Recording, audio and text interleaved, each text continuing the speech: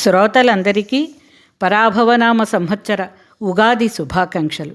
మన తెలుగువారు చాంద్రమానాన్ని ప్రమాణంగా తీసుకుంటారు. పూర్ణిమ తిథిలో సంభవించే నక్షత్రం ఆధారంగా మాసాన్ని నిర్ణయిస్తారు. అలా పౌర్ణమి తిథి నాడు చిత్తా నక్షత్రం ఉన్న మాసం చైత్రమాసం. చైత్రమాసం తొలి రోజు అంటే పాడ్యమి నుంచి మనకు కొత్త సంవత్సరం ప్రారంభమవుతుంది. మనకు తెలుగు సంవత్సరాలు 60 సంవత్సరాలు పూర్తి అయ్యాక మళ్ళీ మొదటి సంవత్సరం ప్రారంభమవుతుంది. ప్రభవ మొదటి సంవత్సరం కాగా క్షయనామ సంవత్సరం 60వ సంవత్సరం. అలా చూసినప్పుడు పరాభవనామ సంవత్సరం 40వ సంవత్సరం. ఈ పరాభవనామ సంవత్సరం ఉత్తరాభాద్ర నక్షత్రంతో ప్రారంభం అవుతోంది. చైత్రమాసపు తొలి రోజు అయిన పాడ్యమి నాడే బ్రహ్మ సృష్టిని ప్రారంభించాడని, ఆ సందర్భాన్ని పురస్కరించుకుని ఉగాది పండుగ నిర్వహించుకుంటామని శాస్త్రవచనం. వేదాలను దొంగలించిన సోమకుడు అనే రాక్షసుని వధించి విష్ణుమూర్తి వేదాలను పునరుద్ధరించిన రోజు కూడా ఉగాది నాడే. అలా కూడా ఉగాది ప్రత్యేకతను సంతరించుకుంది. వేకువజామునే నిద్ర లేవడం, అభ్యంగన స్నానం చేయడం, నూతన వస్త్రాలు ధరించడం, దైవ పూజలు చేసుకోవటం, దేవాలయ దర్శనం చేయడం వగైరా మనం ప్రతి పండుగకు ఆచరించే పద్ధతులే. కానీ ఉగాది పండుగ ఆచరణలో కొన్ని ప్రత్యేకతలు ఉన్నాయి. అవి ఉగాది పచ్చడి, పంచాంగ శ్రవణం, ధ్వజారోహణం, ధర్మఘట దానం. ముందుగా ధ్వజారోహణం గురించి. మన ఇంటి ముందు వాకిలిని ఉగాది నాడు ఉదయం గోమయంతో అలికి ముగ్గులు పెట్టిన తరువాత ఒక రాటను వాకిట్లో పాతాలి. దానికి పసుపు రాసి బొట్లు పెట్టి హారతి ఇవ్వాలి. ఈ రాటను బ్రహ్మధ్వజము అంటారు. ఇలా చేయడం దేవతలు అందరినీ ఉగాది పండుగ నాడు మన ఇంటికి ఆహ్వానించడమే అని శాస్త్రాలు చెప్తున్నాయి. ఈ ప్రక్రియనే ధ్వజారోహణము అంటారు. ఈ ప్రక్రియ కాలానుగుణంగా కనుమరుగైపోయింది. ఇక ధర్మఘట దానం గురించి.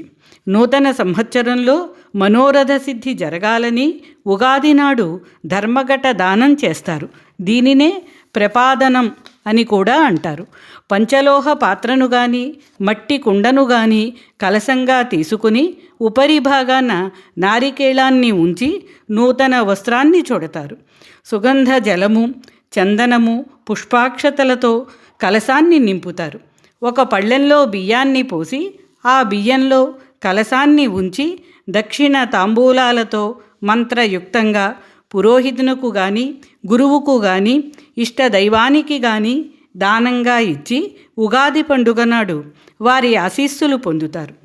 ఇలా చేయడం వలన సంవత్సరం పొడుగునా సంతోష సౌభాగ్యాలు లభిస్తాయని నమ్ముతారు. ఈ సంప్రదాయం కూడా క్రమేణా కనుమరుగు అయ్యింది. పల్లె ప్రాంతాలలో చాలా అరుదుగా కొందరు మాత్రమే ఈ సంప్రదాయాన్ని పాటిస్తున్నారు. ఇక ఉగాది పచ్చడి గురించి. ఉగాది పచ్చడి చేసుకుని దైవానికి సమర్పించి మనం భుజించడం ఉగాది నాడు నేటికి అందరూ పాటిస్తున్న ఆచారం. ఉగాది పచ్చడి షడ్రుచుల సమ్మేళనంగా తయారు చేస్తారు. తీపి, చేదు, పులుపు, వగరు, కారం, ఉప్పు అనేవి 6 రుచులు. ఈ రుచులన్నీ మనకు జీవితంలో కూడా తారసపడతాయి. ఇలా అన్ని రుచులు అంటే అన్ని రకాల అనుభవాలకు మానవులు సిద్ధంగా ఉండాలని సంకేతాన్ని ఉగాది పచ్చడి మనకు ఇస్తుంది.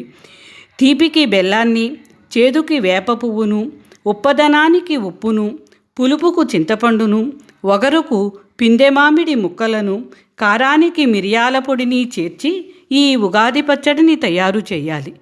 ఈ ద్రవ్యాలను తప్పనిసరిగా పచ్చడిలో ఉపయోగించాలి. అరటిపళ్ళు, చెరకు ముక్కలు వగైరా అదనంగా చేర్చుకోవడం అనేది వారి వారి అభిరుచి. ఇక పంచాంగ శ్రవణం. తిథి, వార, నక్షత్ర, యోగ కరణాలనే 5 అంగాలు కలిగినది పంచాంగం. కొత్త సంవత్సరంలో వచ్చే పండుగలు, గ్రహణాలు, పర్వదినాలు, ధరవరలు ఇలా ఎన్నో విశేషాలు పంచాంగంలో ఉంటాయి. తిథి వలన సంపద, వారము వలన ఆయుష్షు, నక్షత్రం వలన పాప పరిహారము, యోగము వలన వ్యాధి నివృత్తి, కరణము వలన కార్యానుకూలత సిద్ధిస్తాయని శాస్త్రవచనం. ఉగాది నాడు పంచాంగ శ్రవణం చేయడం శాస్త్ర విధి. ఉగాది నాడు పంచాంగ శ్రవణం చేయడం వలన సూర్యుని అనుగ్రహంతో శౌర్య తేజస్సులు, చంద్రుని వలన భాగ్య వైభవాలు, కుజుని వలన సర్వమంగళాలు, బుధుని వలన బుద్ధి వికాసము, గురుని వలన జ్ఞానము, శుక్రుని వలన సుఖము, శని వలన దుఃఖ రాహిత్యము, రాహువు వలన ప్రాబల్యము, కేతువు వలన ప్రాముఖ్యత సిద్ధిస్తాయని శాస్త్రాలు చెప్తున్నాయి. అందరూ ఉగాది పండుగను శాస్త్రోక్తంగా ఆనందంగా జరుపుకోవాలని, నూతన తెలుగు సంవత్సరం అందరికీ సుఖాలు శుభాలు చేకూర్చాలని ఆకాంక్షిస్తున్నాం.